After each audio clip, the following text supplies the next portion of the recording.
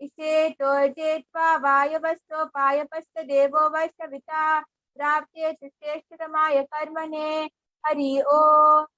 सामवेदा हरि ओम। अग्न आयाहि पीतये गृहाणो हव्यदातये होता सप्ति परिषि हरि ओम। अथर्ववेदा हरि ओम।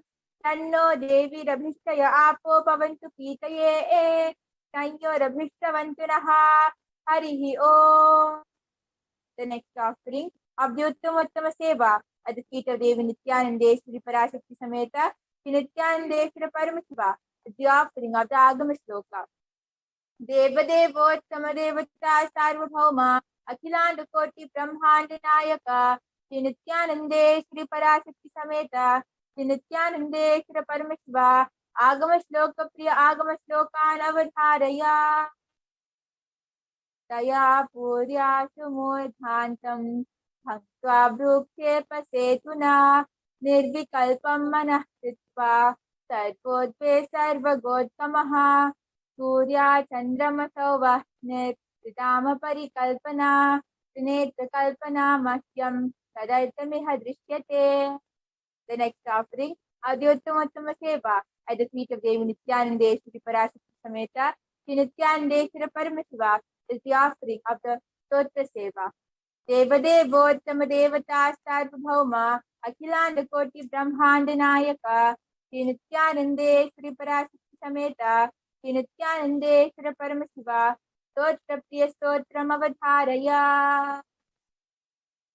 ओम नमो भगवते सदाशिवाय सकल तत्वात्मकाय सर्वमंत्रस्वरूपाय सर्वयंत्राधिष्ठिताय सर्वतत्त्वविधुराय ब्रह्मरुद्रावतारिणे नीलकंठाय पार्वती मनोहराय सोमसूर्याग्निलोचनाय भस्मोद्धूलितविग्रहाय महामणिमुकुटधारणाय माणिक्यभूषणाय सृष्टिस्थिति प्रलयकालरौद्रावताराय रक्षाध्वरध्वंसकाय महाकालभेदनाय मूलाधारैकनिलयाय तत्त्वातीताय गंगाधराय सर्वदेवादिदेवाय सदाश्रयाय वेदान्तसाराय त्रिवर्गसाधनाय अनन्तकोटि ब्रह्माण्डनायकाय अनन्तवासुकि तक्षककालकोटि संघकुलिकपद्म महापद्मेति अष्टमहानागकुलभूषणाय प्रणवस्वरूपाय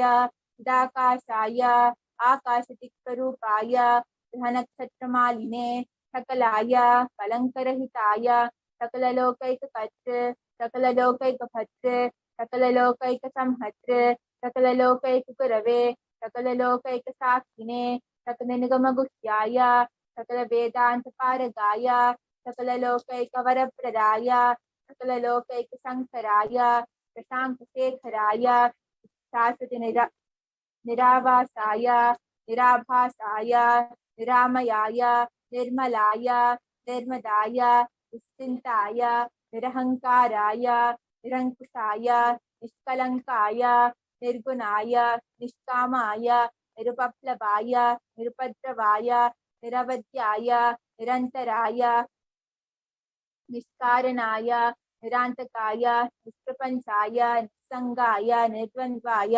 निराधाराय निरागाय निर्लोपाय निष्पापाय निर्भयाय निर्विकल्पाय निर्भेदाय निष्क्रियाय निस्तुलाय निःसंशयाय निरुपमविभवाय नित्यशुद्धबुद्धपरिपूर्ण सच्चिदानन्दात्मयाय परमशान्तस्वरूपाय तेजोरूपाय तेजोमयाय जय जय रुद्र महारौद्र भद्रावतार महाभैरव कालभैरव कल्पान्तभैरव कपालमालाधर खट्वांग खट्क चर्म पाशांकुश डमरू शूल चाप बाण गदा शक्ति भिंडिपाल तोमर विठल मुद्गर पाश परिख कुशुंडी शतग्नि चक्राध्यायुध भीषण कर सहस्रमुख दंशाकरालवदन विकटाटहास विस्फारित ब्रह्मांड मंडल नागेंद्र कुंडल नागेंद्र हार नागेंद्र वलय नागेंद्र चर्मधर मृत्युंजय त्रयंबक विश्वरूप Virupaksha Vishweshwar विषभवाहन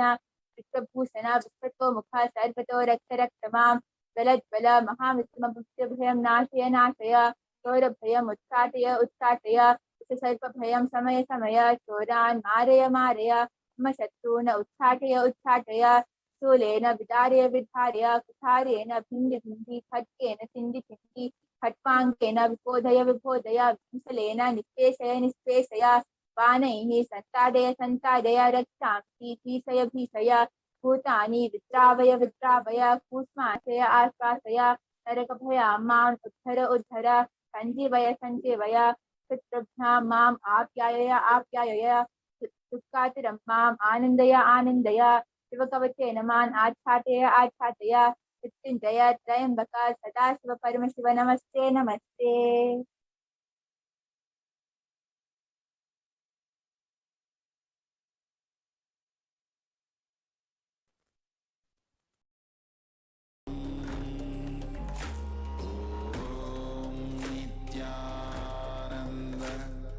Paramashivoham. Om Nithyananda Paramashivoham. Om Nithyananda Paramashivoham. Om Nithyananda Paramashivoham. Nithyananda Paramashivoham. Om Nithyananda Paramashivoham. Om Nithyananda Paramashivoham. Om Nithyananda Paramashivoham.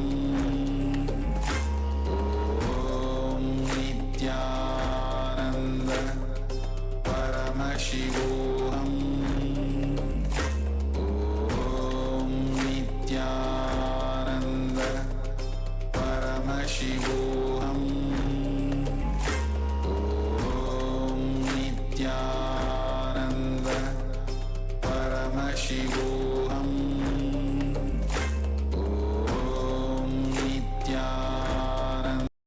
Offering of the Uttamothama Seva at the feet of Devi Nithyanandeshwari Parashakti Sameta Sri Nithyanandeshwara Paramashiva is the offering of the Stotra Seva, of the Sangeeta Seva.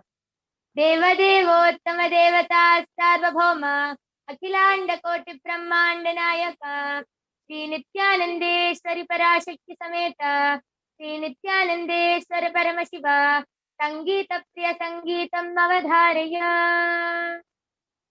Nithyanandam Paramasukaram Kevalam Jnanam Dvandva Sitam Gagana Sadrisham Tattvamatya Vinasya Ekam Nityam Vimalamachalam Sarvadi Sakshi Bhutam Bhava Sitam Trigunarahitam Sadgurum Tam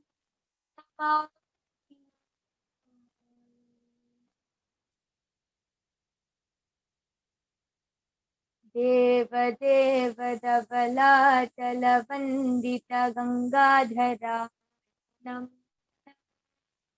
Saivata Sudam Budhimakara Loka Shubhankara Namo Nam Deva Deva Davala Chalavandita Gangadhara Hara Namo Nam Saivata Sudam Budhimakara Loka Shubhankara Namo Namo Palita Kinkana Bhavana Shankara Shankara Purahara Namo Namo Palita Kinkana Bhavana Shankara Shankara Purahara Namo Hala Hala Dhata शूलायुधकरा शैलसुतावरणम् हालाहलहर शूलायुधकरा शैलसुतावरणम् देवदेवदवनाचल Gangadhar हर नमो दैवतलोकसुधाम्बुधिमकर लोकशुभङ्कर नमो दुरित विमोचन पाल विलोचन परमदया कर नमो दुरित विमोचन पाल विलोचन परमदया कर नमो करिचर्मांबर चंद्रकलाधर सांबरिगंबर नमो करिचर्मांबर चंद्रकलाधर सांबरिगंबर नमो नमो देव देव धवलाचल गंगाधर हर नमो नमः दैवतलोकसुधाम्बुधिमकर लोकशुभङ्कर नमो पालित किङ्कन भवनाशङ्कर शङ्कर पुरहर नमो पालित किङ्कन भवनाशङ्कर शङ्कर पुरहर नमो हालाहलधर शूलायुधकर शैलसुतावरणम् हालाहलधर शूलायुधकर शैलसुतावरणम् देवदेव धवलाचलवन्दित गंगाधर हर नमो दैवतलोकसुधाम्बुधिमकर लोकशुभङ्कर नमो नमः दुरित विमोचन पाविलोचन परमदया कर नमो नमः दुरित विमोचन पाविलोचन परमदया कर नमो करिचर्मांबर चंद्रकलाधर सांबदिगंबर नमो करिचर्मांबर चंद्रकलाधर सांबदिगंबर नमो देव देव धवलाचल वंदित गंगाधर हर नमो दैवतलोकसुधाम्बुधिमकर लोकशुभङ्कर नमो दैवतलोकसुधाम्बुधिमकर लोकशुभङ्कर नमो लोकशुभङ्कर नमो लोकशुभङ्कर नमो.